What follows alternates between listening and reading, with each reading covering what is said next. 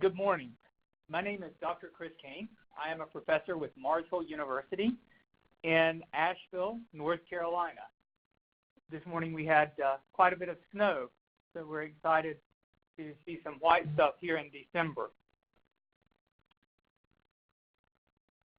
First, I want to thank you for taking your time to share probably the most prized possession this time of year you have, which is time to listen to a webinar regarding what it takes to help students survive in mathematics. So we're going to start, and I want to give you kind of a rationale behind why I'm so passionate about mathematics. So this is some PISA data from 2012, and it's not changed very much as of today. But in 2012, the United States ranked third in the Organization of Economic Developed Countries as in per capita, or GDP, which means of the countries that were in the PISA study, we were the third richest country. Being the third richest, we also spent the fourth most per student. So we're the third richest. We spend the fourth most of the countries in this study, and that our share of students from disadvantaged backgrounds was in the average range, meaning our students look a lot like the other students in these other countries. And that includes socioeconomic status, it includes disabilities, and the gamut.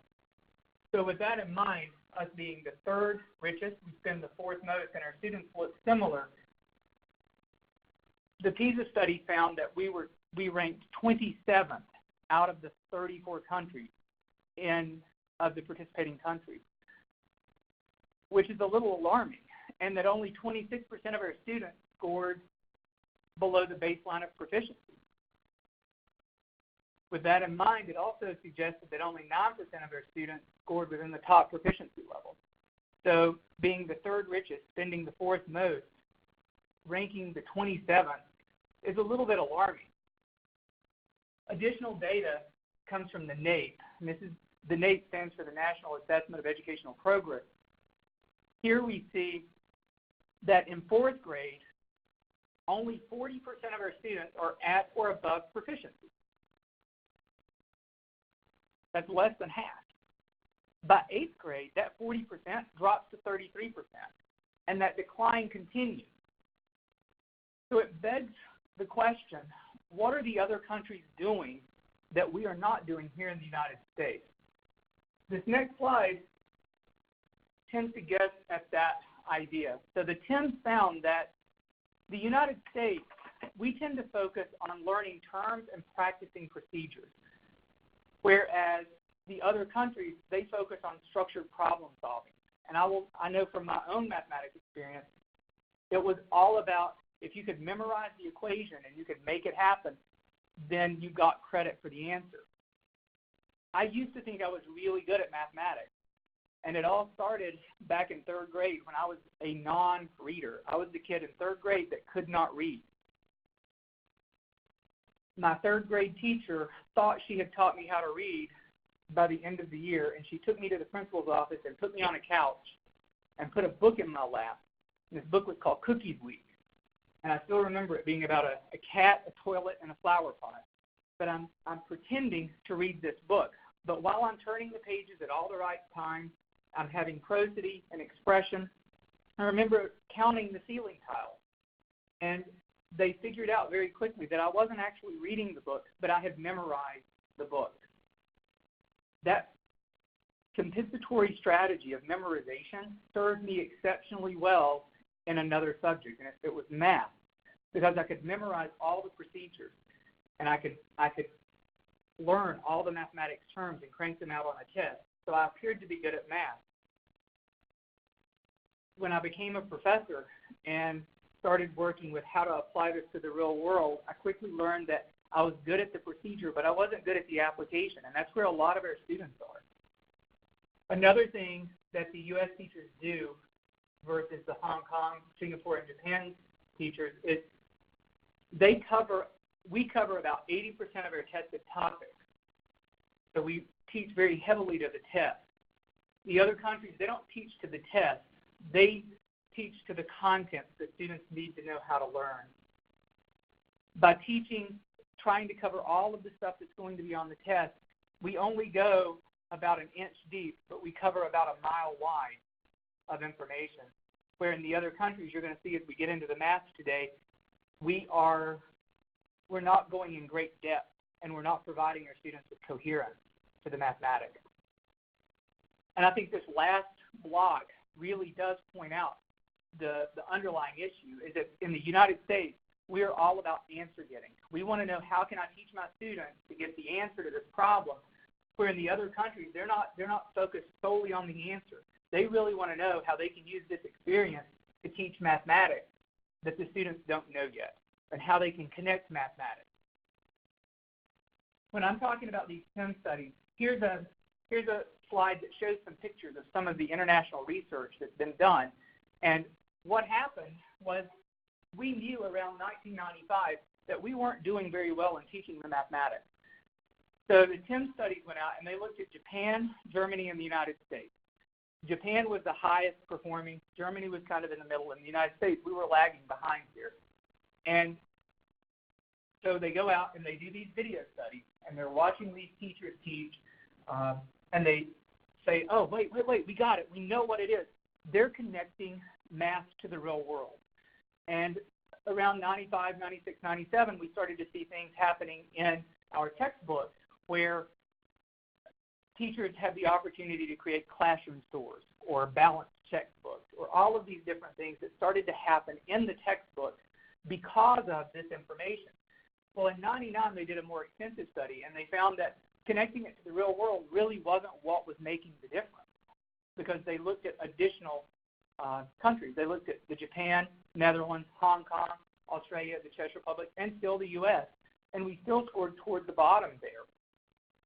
So what they actually found was that these other countries are making connections, but it's not connections to the real world. It's connections within the mathematics.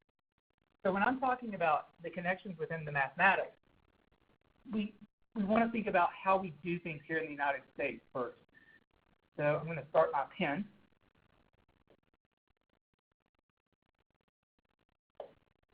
So if I have 2007 minus 9, under a traditional way of thinking in the United States, we tell students things like, well, you can't take 9 from 7.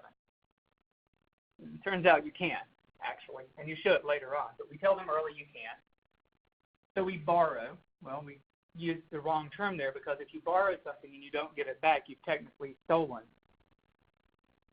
So we say we borrow from the tens place, but we don't have any tens. So then, do we have any hundreds? No. Do we have any thousands? Yes. And then the typical thing that follows is this 2 becomes a 1. This 0 becomes a 9. This 0 becomes a 9. And then this becomes a 17. Under that methodology of instruction, if your students were not disabled through dyscalculia to begin with, or learning disabled, they are now. In the other countries, that's not at all how they would approach this problem.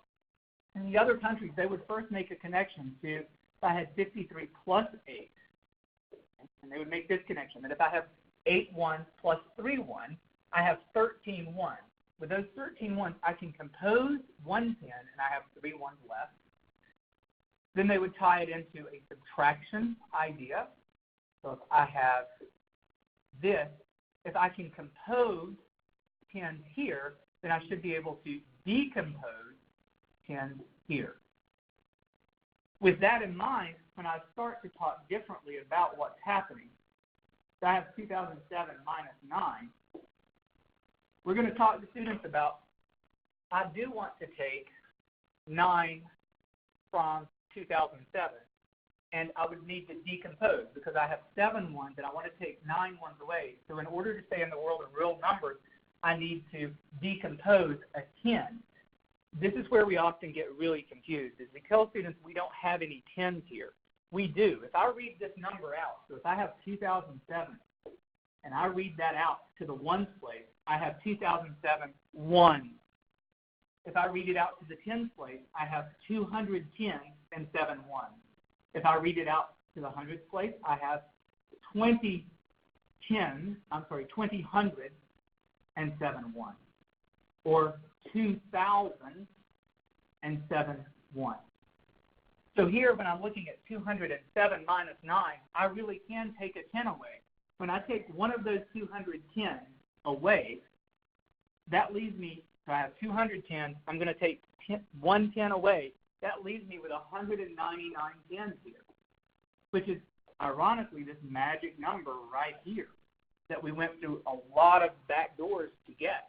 So I have 199 tens left, and then I have 110 plus my 7 tens that I originally had for my 17, which is a much easier way to think about decomposition. And these are those connections that those teachers started to make. The high-achieving countries, they made connections like that throughout all of mathematics. And in the United States, we spent most of our time teaching procedures, and the procedures often didn't really connect to the mathematics. Here's another example. If I ask you what is 4 squared, our typical response is 16, but we don't really know what we're saying there. So it's not 16, right? If I probe teachers further, they often say, oh, it's 4 times 4. So they'll give me the procedure to get to 16, which is also not true. In order to kind of understand what's really happening here, I want my teachers to understand this idea of 4 squared.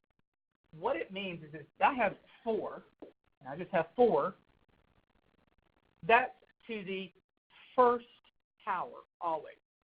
So 4 to the first power. And that would be represented here at the bottom. Okay? That's 4.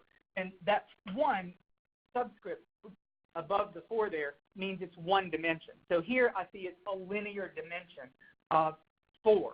1, 2, 3, 4. It's just linear.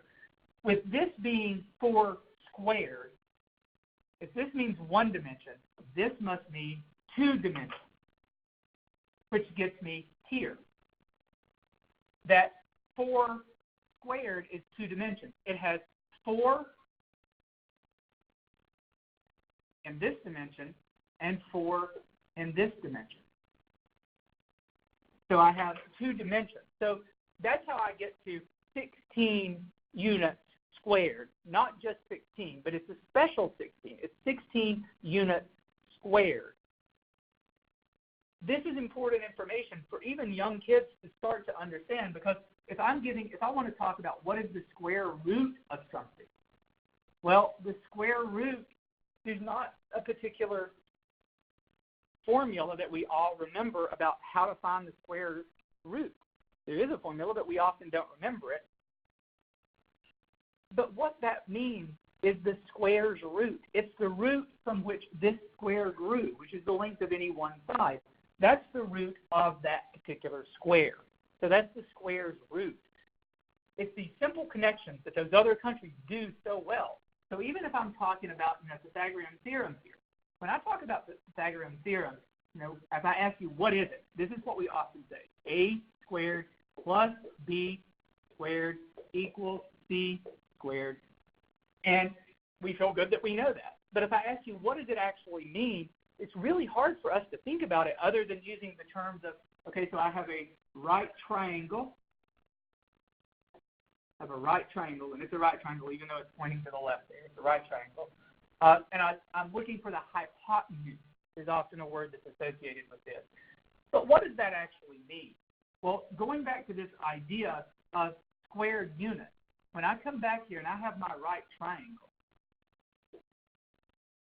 and I'm still plugging away at a squared plus b squared equals c squared. When I have this right triangle, this means something. It means that if I label my sides A, B, and C, and we'll do a very common triangle, if we do 3, 4, 5. Well, here's how that actually works. If I have 3 squares, which is a squared, so here's 3 squared, which would be 1, 2, 3, 4, 5, 6, 7, 8, 9 units squared. There's 9. And then I have 4 squared. If we squared that and we drew it out, we would have 16 units squared here. What this says is that when I add a squared with b squared, that I get c squared, which is here.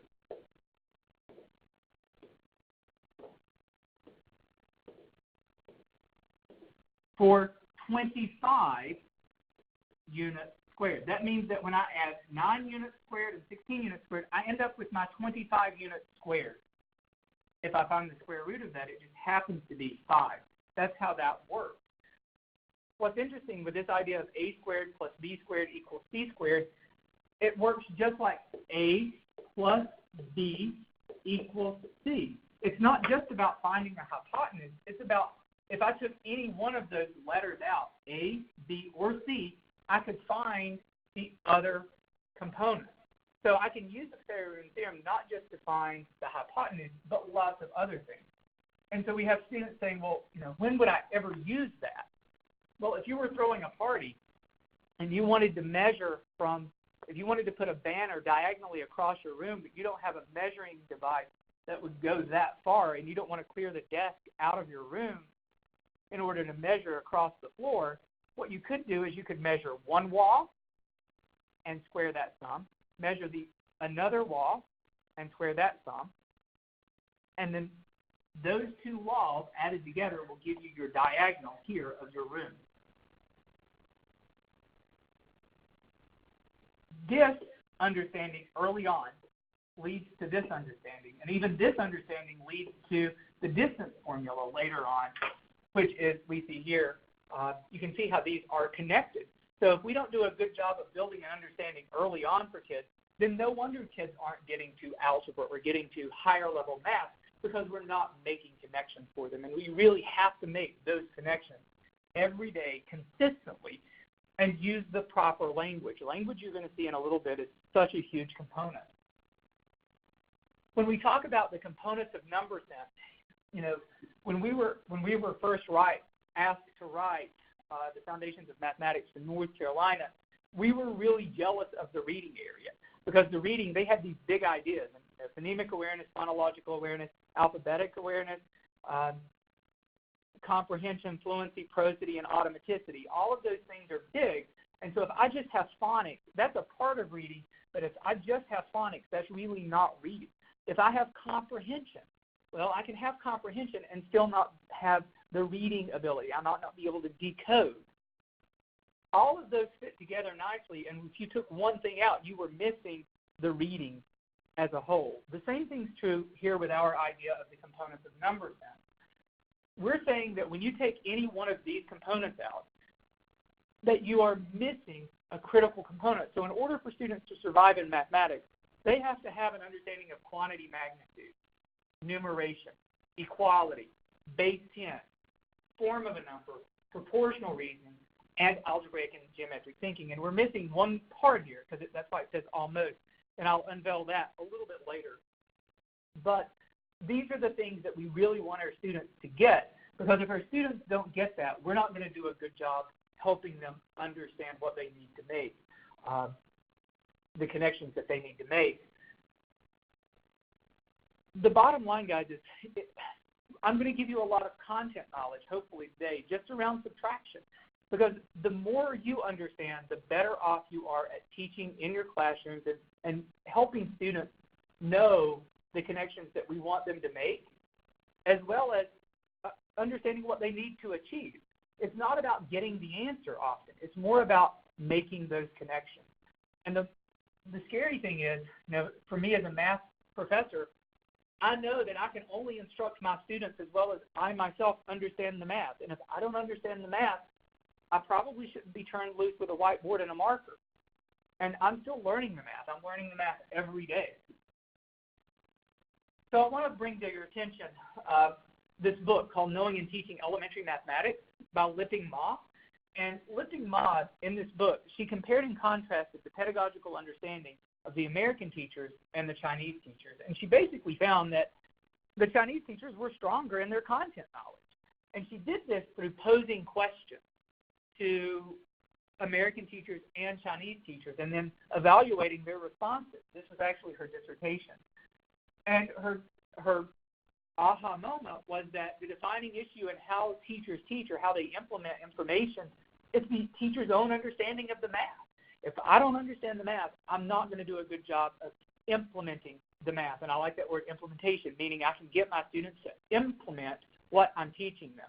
I might be able, by not understanding the math, to show students a bunch of formulas and get them to memorize it or to do the standard algorithm in subtraction and walk away with an answer, but they're not going to know how to use it or how it applies across multiple settings in mathematics. So the problem in the book that she approached was 72 minus 15. And she asked him, how would you approach this type of problem if you were teaching second grade? I'll give you just a moment to think about how you would approach that problem.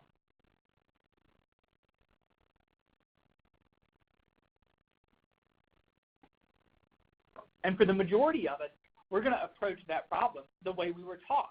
So I don't want anybody beating themselves up over I'm doing it wrong or I'm hurting students or anything, because we often teach the way we were taught. And we really want to be able to make connections beyond where we were. The only way we're going to help students get better is by understanding this content ourselves. So if I look, here's what the American teachers typically did.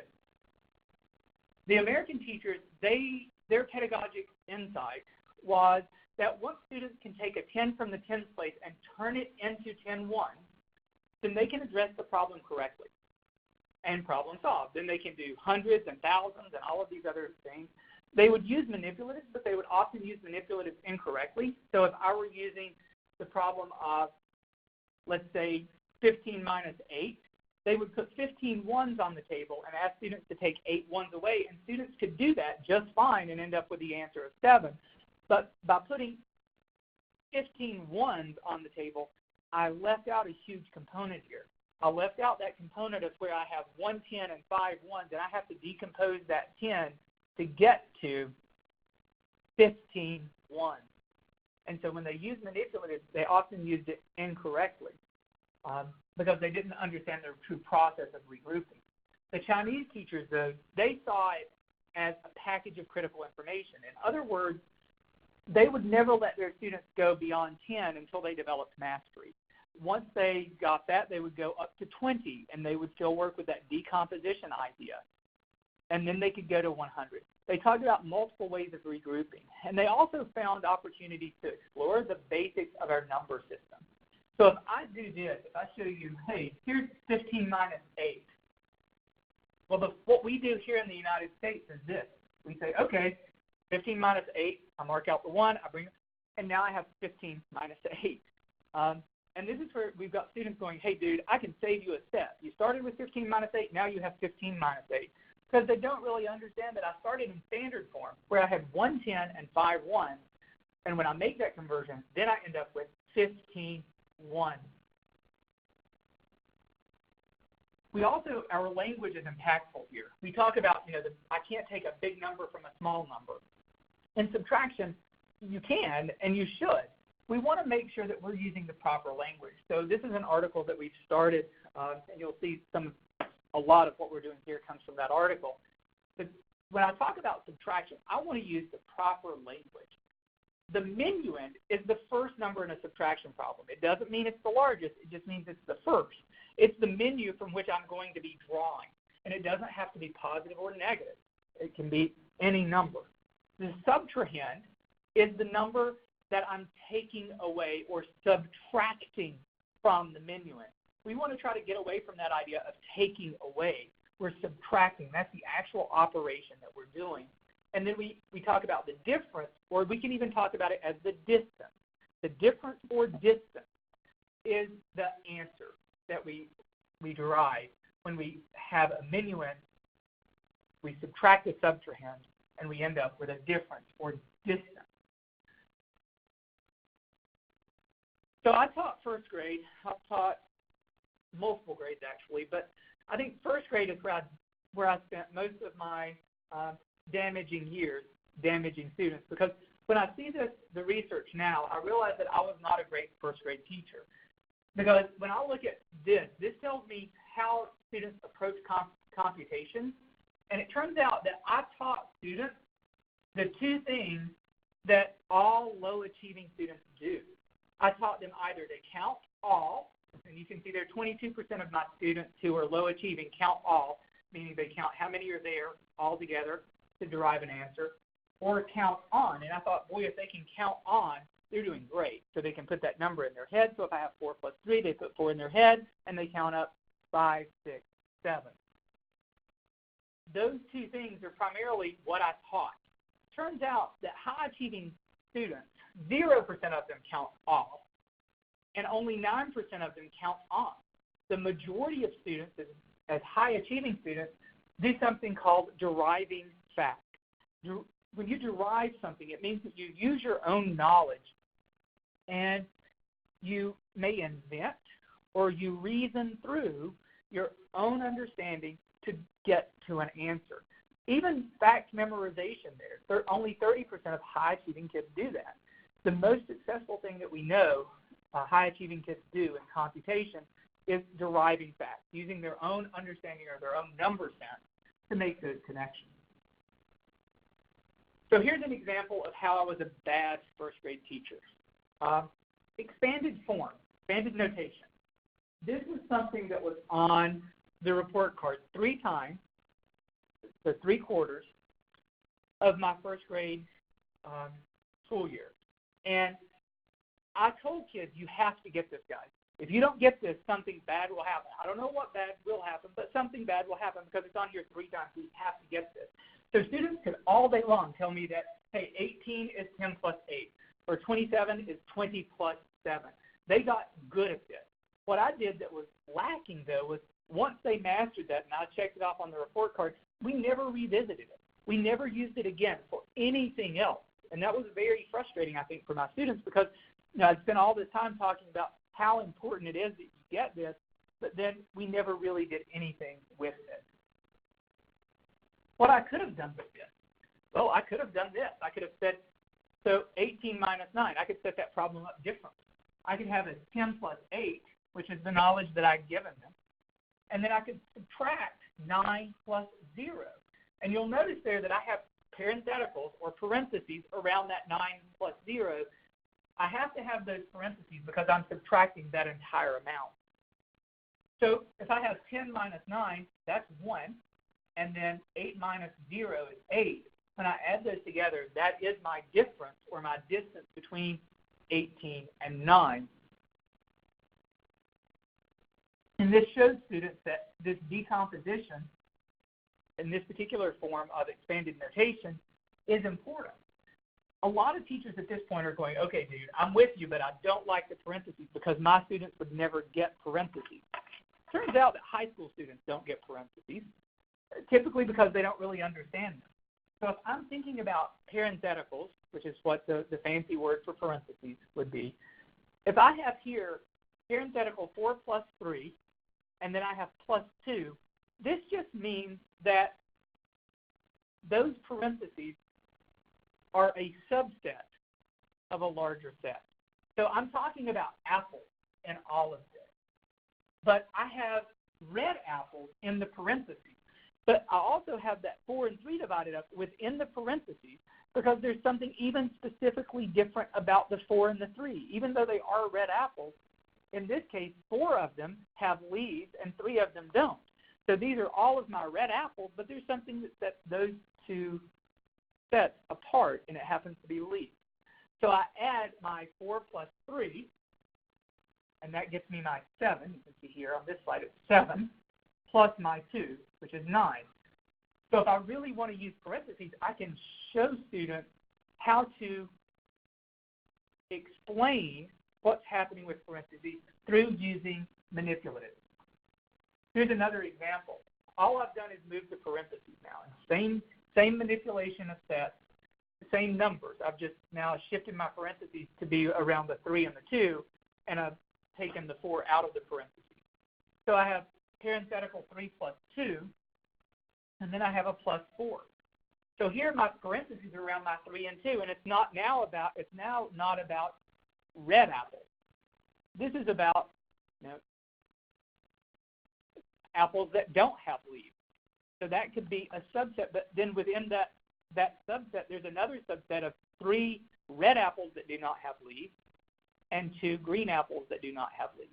And then I have plus the apples that have leaves. So we can get students to do this. Often what I've done in the past is I will bring students up to the front of the classroom. I have 4 or 5 students up there, and I'll write a parenthetical expression like this. And it might be that I have a parentheses around all the students who have on tennis shoes. And so I might have high top plus regular tennis shoes in parentheses, and then maybe another add-in there where it's just students who have sandals and boots and other things that aren't tennis shoes. And students can catch on really quickly with what's happening with the parentheses. I've got first graders all over the U.S. doing this, and they're good at it. So it's another way to look at 5 plus 4, but to really explain the story behind what's happening. So it's how I'm breaking my numbers up. So here, if I use standard form or expanded form, 18 would be 10 plus 8, as we've talked about. We really want to go beyond just expanded form because we can decompose numbers in a lot of different ways. So I can look at 18 as not just 10 plus 8, but it could be, here you can see it can be 10 plus 5 plus 3. That's still 18. And then I can decompose my 9 if I want to into 9 plus 0 plus 0. And these still get me the answer of 9.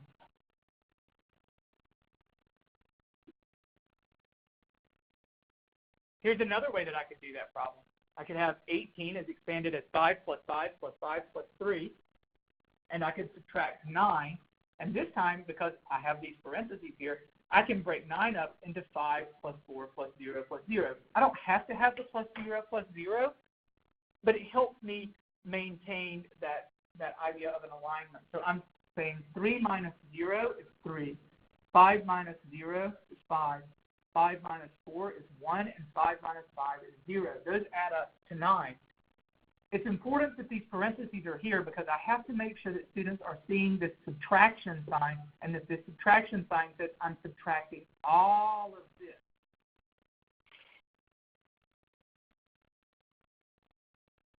There's times that, if I do expanded notation, for example here, if I have 25 minus 7, if I did expanded notation or expanded form, 20 plus 5, and I subtract 7 from that, it doesn't get easier for the student. It's just as hard as the original problem because 20 minus 7 for a lot of students is difficult. However, if I take that same idea and I'm developing good number sense in my students, then I'm looking at something like this maybe, that 25 could be rewritten as 10 plus 10 plus 5, and I want to subtract 7 from that. Well, the easiest place for me to subtract 7 is maybe from the first 10.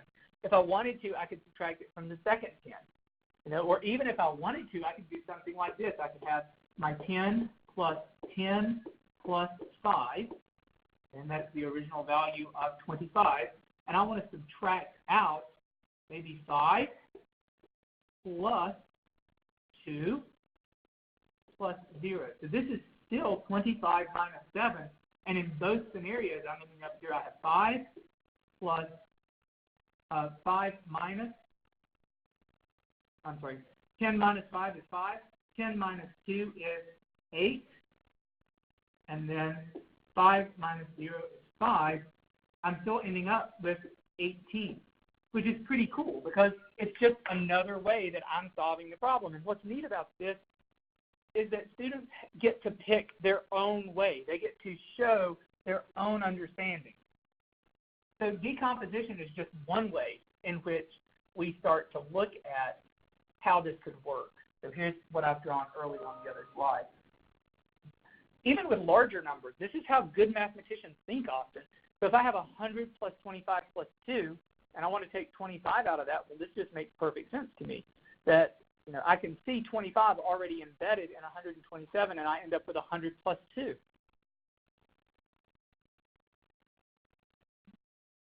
And so it doesn't matter what I'm doing, any of these would work. So even if I had, my 18 minus, sorry, I said 15, didn't I? So if I had my 15,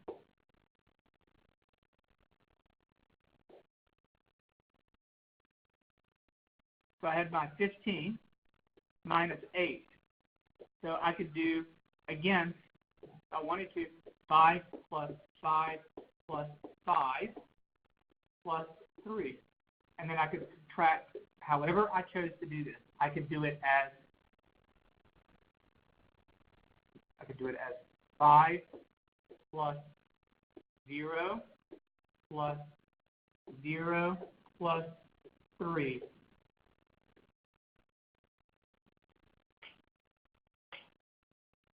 I'm sorry, I should not have had, excuse me, I've made a mistake. I'm going to do that again. We're going to do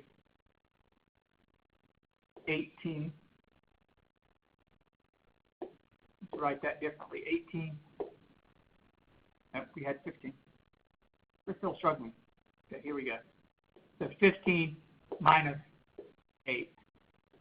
So I could write that as 5 plus 5 plus 5 for 15. And if I want to subtract 8 from that, it could be 5 plus 0, if I wanted to do the 0 here, plus 3.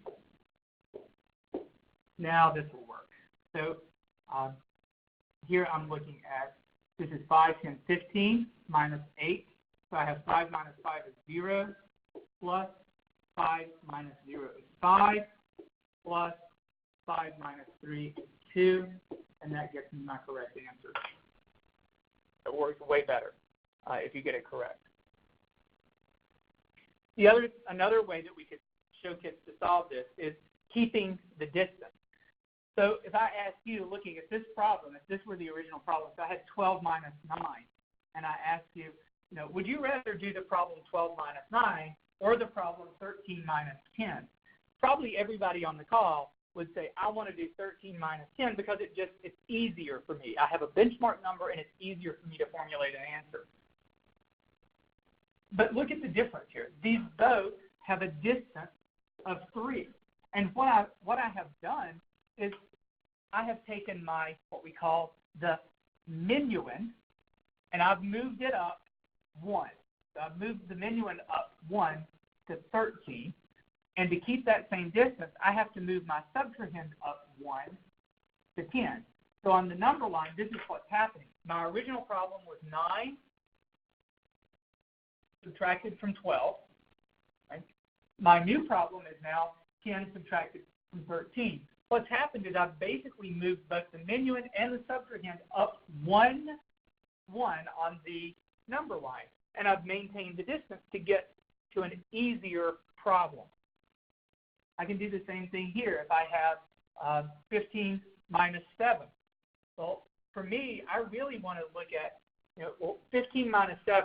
I could teach a kid to count up 7, 8, 9, 10, 11, but that gets kind of laborious. If I'm thinking in terms of, hey, what's an easier problem? If I move 7 up to 10, I've added 3 to my subtrahend. If I add 3 to my subtrahend, in order to keep that same distance, I have to add 3 to my minuend. And so I move it up from 15 to 18. And when I do that, you can kind of see what happens on the number line. The distance is maintained. So it doesn't matter, even with large numbers, all of this works.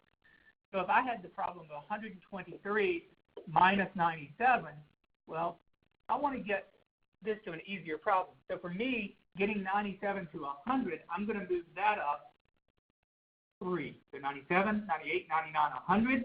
If this one goes up 3, then this one also has to go up 3 to 126.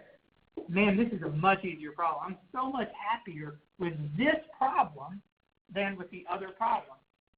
What that's allowing me to do is use number sense to solve quickly understandings that our students often aren't getting. So if we do one more, so if I think about, let's say that 15 minus 8 that we've been working with. So 8, I can move up to 10, and I move that up 2. If my subtrahend moves up 2, my minuend must move up 2 as well. So this is 17. It's a much easier problem for me. And what's really interesting is, I keep using this problem because I want to show you that all of these ways are working, however I choose to do it. Another way that we can look at, and I know I'm bombarding you with a lot of different ways, but that's what I want you to get out of this. There's more than one way to solve a problem, and we really have to be diligent about that. So for this particular presentation, we're going to use the number between. You can move outside of the number between, but then you get into negatives.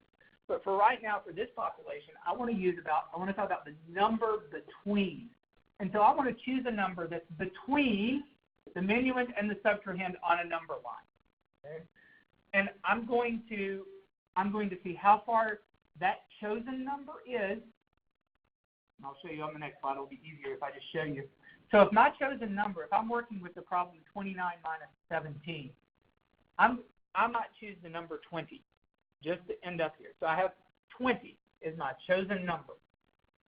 I want to go, and so I have to think about on the number line what's happening here. I want to go from 17 to my chosen number. So I'm going to do that. From 17 to my chosen number. So my chosen number is 20. That's 3, 1. I'm moving up 3, 1. So here's my 3. And then I have to move from my chosen number to my minuend. Okay? So when I do that, from 20 to 19, and that's why these arrows are so important. My chosen number here is 20. I have to move from my subtrahend to my chosen number, and then from my chosen number to my minuend. So subtrahend to chosen number to minuend. Those arrows are incredibly important because if I'm going from 29 to 20, I'm ending up with -9 on the number line. I want to make sure that I'm moving from my subtrahend to my chosen number, and then from my chosen number to my minuend. When I do that, I can see what happens. I can turn this problem into this problem because all I'm doing is looking at the distance between those two digits. If I do it, if I look at it a different way, look at this one. Here's 170 minus 145. That's a bear of a problem typically, but not if I use this method. I can use this method and I can say, so a good number between 145 and 170 is 150. So if I go from 145 to 150 on the number line, that's a difference of 5.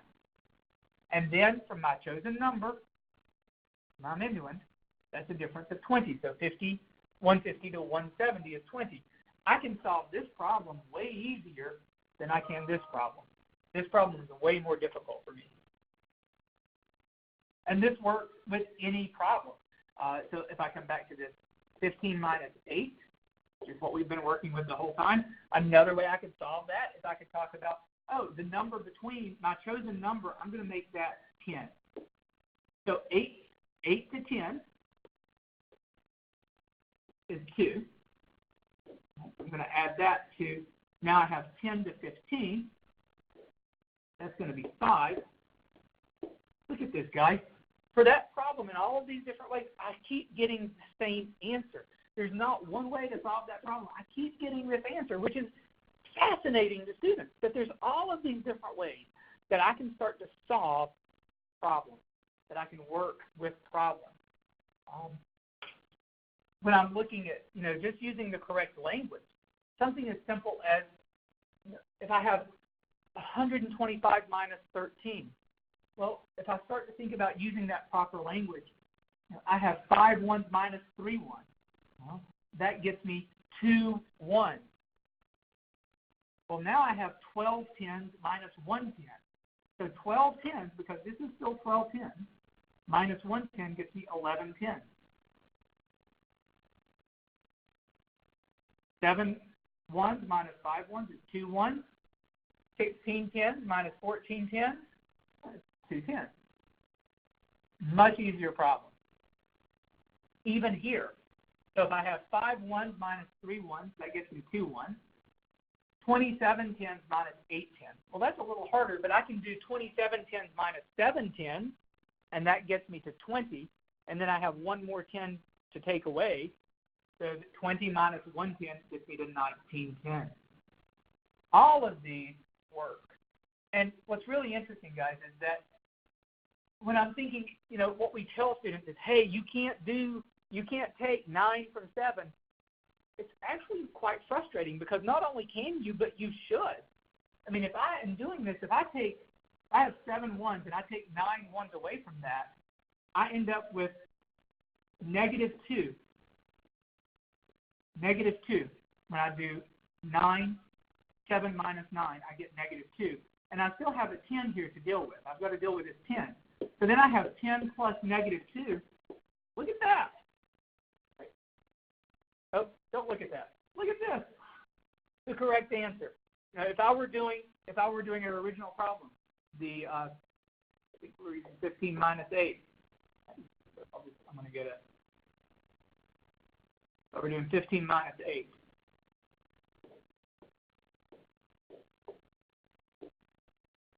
The 5 1 minus 8 1 is -3.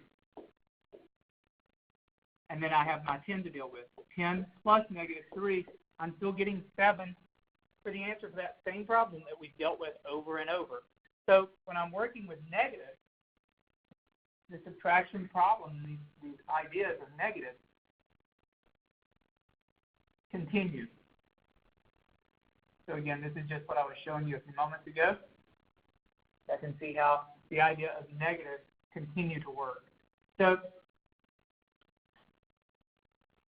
if I were to give you a couple of problems to try, hopefully you would look at doing these problems differently than you would have when we first started here. I know this is a lot to take in, and it's a lot to practice, but I encourage you to watch the webinar over and over and start to try to think about the different ways you would solve this, and not sticking with the original way that we came out of first, second, and third grade, with this learned mentality of there's one way to do a subtraction problem.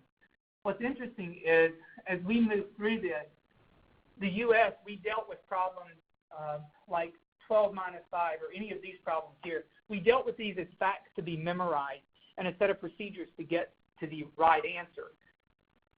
In the other countries, they don't do that. They don't teach subtraction. They teach using subtraction to start to understand their own number set. And so with us, we talk about fact automaticity. In the other countries, it's all about unlocking the number system. And so when we think about this, using the proper language is so important, and making sure that we're going from concrete to discussion so that we're understanding this connection, that the touchable visual, when I'm using manipulative and I'm doing a discussion, those two things have to happen first before I ever get over to the actual algorithm or the problem or the symbol that I'm using.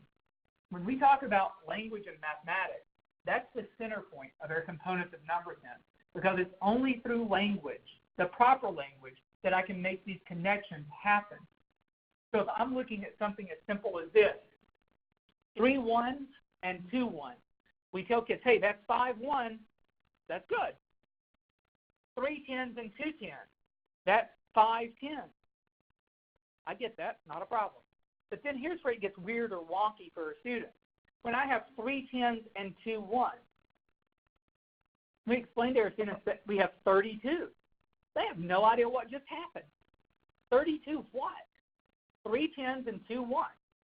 32 ones, because when I'm talking about 32, I'm talking about ones. And so we have to have those like units, just like if we were doing fraction. Those like units have to be there, and we've got to discuss those like units with our students. Our students do this often. If I have a cow and another cow, I have 2 cows. If I have a frog and a frog, I have 2 frogs. But if I have a cow and a frog, I don't have 2 cow frogs. I have 2 animals. And we've done a lot of writing around kind of what's happening in this presentation. And so these are some of the things that we've done. But language, we cannot reinforce that enough. We really want our students to walk away with a ton of information about all the different ways they can solve it, but we have to use the right language. So we can't tell students that 4 plus 4 is the same as 7 plus 1. They're not. They're different. If I have 4 shots on one day and 4 shots on another day, that's a different story than if I go to the doctor and I get 7 shots in one day and 1 shot in another day. These aren't the same. The same way that, I'm going to skip this slide for us just very briefly, the same way that two trucks are not the same as an elephant. They're equal in weight, but they're not equal. They're not equal as far as being the same. So when I talk about being the same, they are not the same. So we have to be really careful, right? We have to be really careful with the language. A lot of the math tests that we end up working with our students on is, it's based around language. But unfortunately, we often don't teach math with language. And for students to be able to grasp any of the mathematics, it's got to be based in language, or else it's just a set of procedures. And sometimes the language that we use with our students, it just doesn't work. So an example is like the key words we give students. So we tell them more means add. Well, if more means add, some students will just start here and say, Erin has 46 comic books. She has 18 more comic books than Jason. As soon as students see that, they stop and they'll try to add 46 and 18, and they end up with 64, which can't be the answer to this because I'm asking how many comic books does Jason have? Jason has to have less comic books, right? So, and even the words, if I give you this story, guys, if I say, I gave 3 puppies away, kids will want to subtract because gave away. I have 2 puppies left. Well, left means subtract. They're still going to want to subtract. But if I ask how many did I start with, now subtraction isn't an option there. This is an example of why we said that this idea of language is absolutely critical. I can't teach math without the proper language. I have to use the right language no matter if I'm dealing with the quantity, with the form of a number, when I'm talking about base 10, even when I'm talking about what does equal mean, because equal doesn't mean the same as. I had, I told you I was not a great teacher in first grade, and I have this haunting memory of working with a little kid who I had 10 ones in one hand and a tens rod in the other, and I bent down and I said, are these the same? And the student looked at them and, of course, said, no, these are not the same. And my response to her was, oh, they are the same. These are exactly the same. This is 10 ones, and it's the same as 110. It's not. 10 ones is different from 110. It's the same value, but it's not the same thing. So we want to be cautious about this. And so I have one slide that I'll show you how important this idea of language is.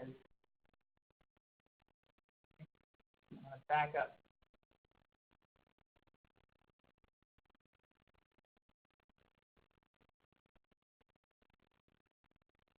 One more slide. So this slide is a perfect example of why it's so important to use the right language. This is a kid who we had, we gave him, and it was 8 minus 5, and he said it's 8. And then we gave him 7 minus 4, and he said, oh, it's 7. What this kid is doing is he's not understanding really what do I mean by this? And we asked him, we said, well, what are you doing? And he said, he said, dude, this is the easiest thing we've done all year. And when I look at this, I'm asking him, well, what are you doing? And he said, well, I have an 8 and I have a 5. If I take the 5 away, I still have an 8.